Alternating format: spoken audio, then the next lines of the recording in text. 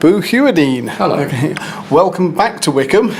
Yes. In rather different circumstances to last year. Yes, we were first on the, I think it was on the Thursday last year. That's right. And the council and so forth wouldn't let people in because of the rain, so we played to one man.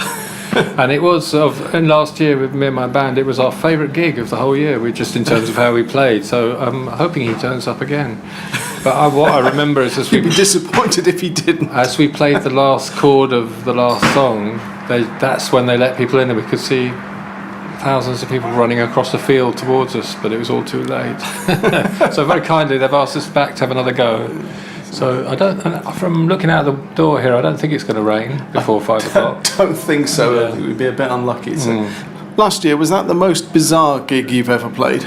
Probably not, no, because I would say about 1 in 3 gigs are bizarre in one way or another.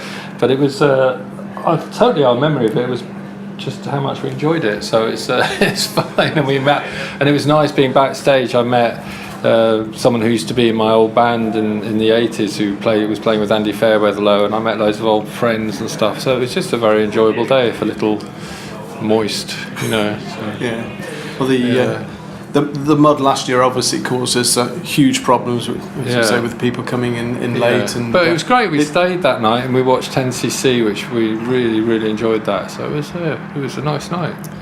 Then it dried out, and the rest of the festival was fine. It was just that opening day. It was just me. It was just you. Yeah. Have you had a chance to have a look around the festival site now that it's dried out? No, we just more or less just arrived. We've just been putting instruments on stage, and I was having a little practice when you walked in, because we don't get to play together very often. So we had a rehearsal yesterday, but I'm just making sure I'm as good as they are. You know.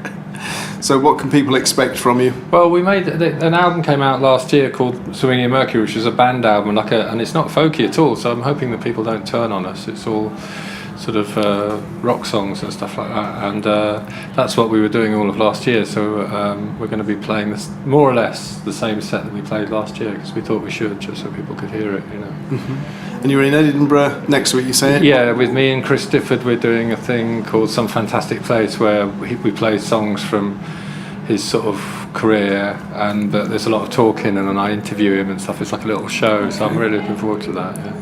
Yeah, because you've got quite a close connection with Chris. I do. Yeah, in fact, they're here tomorrow, aren't they? That's right. Yeah, absolutely. but I'm going to miss him because I'm playing somewhere else tomorrow. But say hello to him from me. I will do. Yeah. So what else have you got in the pipeline coming up? Eddie Reader, that I work with, has just finished an album. We're going to start touring that. It's called Cavalier. I think it's fantastic. It's a really good record. She produced it with her husband, and I think it's come out very well.